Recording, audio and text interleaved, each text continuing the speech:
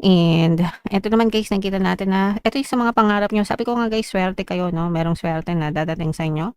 Magiging ano 'to guys, etong swerte na 'to parang nagiging simula ito ng magandang hakbang. Ito yung big changes na sinasabi natin kanina guys 'no.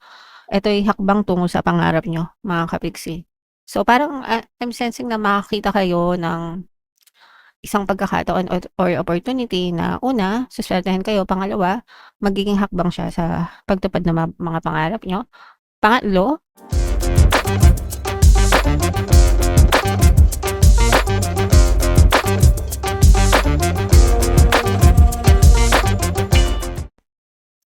hello guys, hello Pisces, welcome back to Pinoy Pixie Tarot. Ang pamanggat ng episode natin for tonight is monthly horoscope para ngayong May para sa Pisces, Sun, Moon, Rising Sign, and Venus. Sa dulo ng video guys, magkakaroon tayo ng yes or no, pick a card reading. Pwede kayong pumili ng isang tanong or magtanong ng isang tanong answerable by yes or no. Tapos titingnan natin yung sagot ng tarot sa inyo. So, sa dulo ng video yan guys, ito yung deck na gagamitin natin. Kaya make sure na panoorin niyo yung video hanggang sa dulo. So, unahin natin tong deck na to. Ito guys, yung mga angel messages para sa inyo.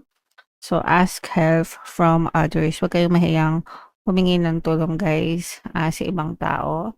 Lalo na kung kailangan nyo mga kapiksi, okay? So, kapagka humingi kayo ng tulong sa ibang tao, yung mga taong tutulong sa inyo, padala yun ni universe mga kapiksi. So, huwag kayong mahiya, okay?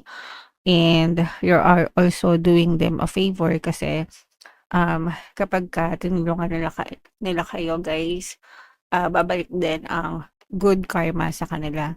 So, hindi lang sila yung nakatulong sa inyo, pati kayo nakatulong din sa kanila mga kapiksi.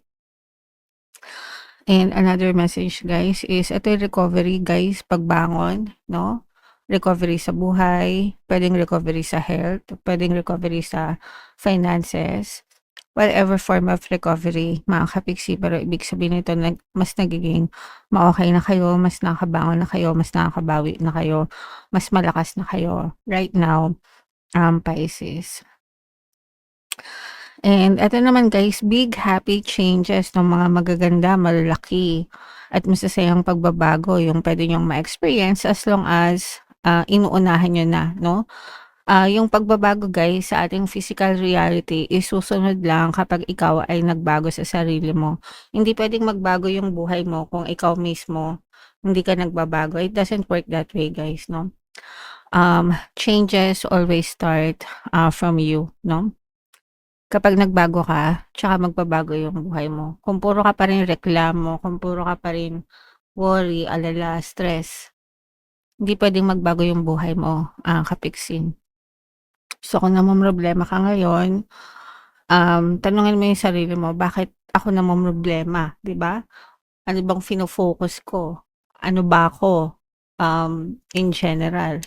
So, kung nalaman mo na mareklamo ka, stress ka, palagi ka nag-aalala, palagi kang nega, yun yung sagot sa tanong mo kung bakit ka naghihirap, kung bakit ka namomroblema. Kasi yung energy mo gano'n, okey? Now, kung gusto mong magbago, gusto mong makaranas ng kasaganaan, kaligayahan, kapayapaan, you start embodying that, 'no? Ibig sabihin, kailangan mong maging gano'n, 'no? Kailangan mong, baguhin yung nakasanayan mo, mga kapiksi, okey? Alright. So, yan yung mga messages para sa inyo, Pisces. Eto naman ay sa love, guys. Tingnan naman natin yung mga pwedeng maka-impluwensya sa love life nyo. Kung ano lang yung maka-resonate, guys, take that message kasi iba-iba kayo ng mensahe. Pasensya na kung nalalabuan kayo sa salita ko, guys, kasi may singaw ako sa dila. Nakagat ko nung kumakain kami kaya medyo masakit yung dila ko. So, meron ditong pwedeng he, she, pwedeng she, yung relationship niyo guys. Meron ditong mature woman, pwedeng ikaw ito or yung person mo. Pwedeng mas matanda sa edad or pwedeng mas mature mag-isip, parang responsible. Mas responsible, mas committed sa relationship mga kapiksi. Ito yung nagdadala ng relationship guys, no? Meron din tayong beauty queen. Eto guys, beauty queen hindi lang sa physical na anyo, pero pati yung kagandahan ng loob mga kapiksi. So, hindi lang yan sa physical na anyo guys. Okay? So, ibig sabihin, mabait, maganda yung kalooban. Plus na lang siguro kung maganda rin talaga yung kanyang itsura or inyong itsura. And eto naman guys, kitang-kita naman natin kung gaano kainit yung pagmamahal sa isa't isa, mga kapiksi. So, excuse me guys. So, comment down below if naka-resonate kayo dyan sa mga messages na yan. So, shuffle natin to guys. Hanapin natin yung energy ng Pisces habang sinashuffle ko to. Panoorin nyo muna yung video natin guys regarding sa ating paano mag-manifest ng abundance video course. Kapiksi, sawa ka na ba sa mga struggles at hirap sa buhay mo? Masipag ka ba at masikap sa buhay ngunit hindi ka pa rin umaasenso? Ilang beses ka na bang nag-attempt magnegosyo at mag-invest pero palagi ka pa rin nalulugi? Sa pagkakataon na ito ay maaaring may subconscious beliefs ka na nagiging balakid sa iyong pag-unlad at pagyaman. Introducing, paano mag-manifest ng abundance video course. Dito ay matututunan mong ma-overcome ang mga balakid mo para tuluyan ka ng umunlad, umasenso, sumagana, maging matagumpay, successful at maswerte sa iyong kabuhayan, pera, trabaho, negosyo, salapi at kaperahan ng bonggang-bongga. Dali, mag-send na ng email sa pinoypixitaro@gmail.com at simulan na ang iyong pagyaman ngayon. Alright, so sa lahat ng gusto mag-avail ng course guys, meron tayong paano mag-manifest ng abundance video course, paano mawala ang third party, at magkaroon ng harmonious na relationship, paano pabalikin si ex vice breakup. Sa mga interesado guys, mag-send lang kayo ng email sa pinoypixitaro@gmail.com. And sa mga naghahanap ng pampaswerte guys, meron tayong money shaker jars. Ito guys, super effective na pampaswerte mga kapiksi at saka ito. So ito yung WhatsApp number ko guys, i-chat nyo lang ako dyan sa mag-avail. Huwag na kayo magpahuli guys kasi dumadami na yung success stories niyan. Nagpo-post ako sa Facebook tsaka dito sa YouTube, sa basahin nyo na lang yung mga success stories.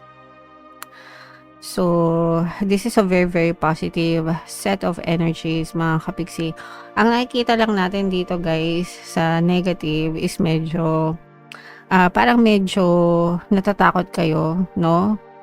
Merong mga brand new beginnings dito, guys, mga bagong simula. Na pwede nyong gawin. May kinalaman sa passion nyo or sa pangarap nyo, but parang it scares you at the same time, no? Ibig sabihin, parang medyo natatakot kayo na gawin or simulan kung ano man yung bagay na yan.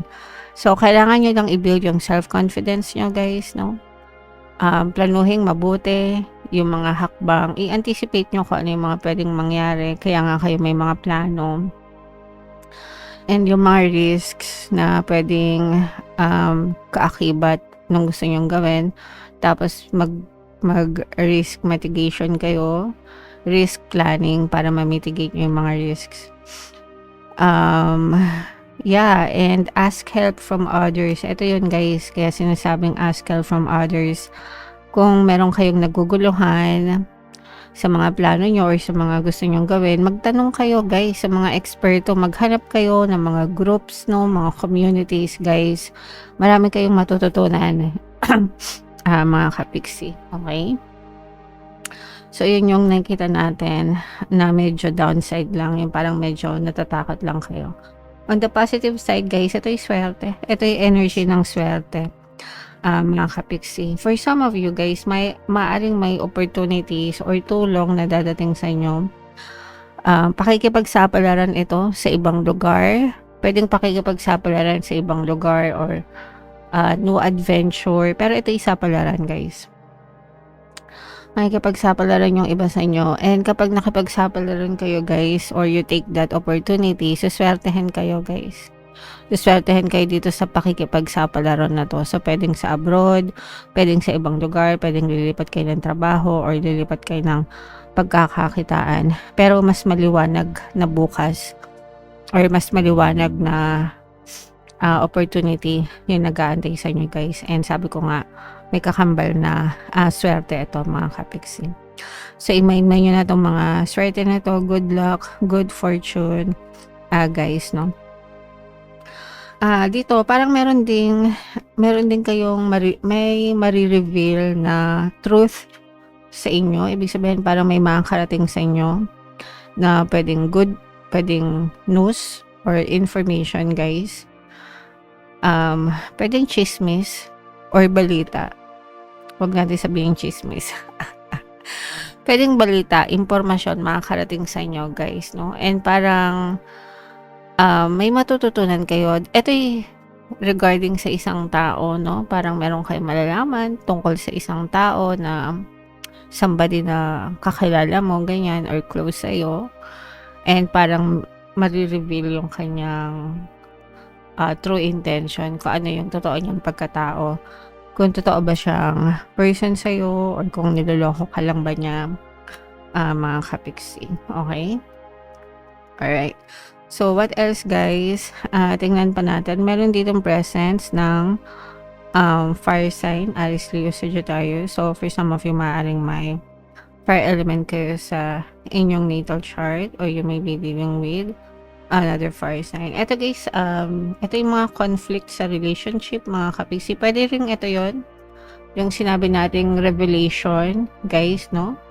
Pwedeng dahil dito sa sikreto na malalaman mo or impormasyon na malalaman mo, pwedeng magkaroon kayo ng conflict with this person and you might be heartbroken.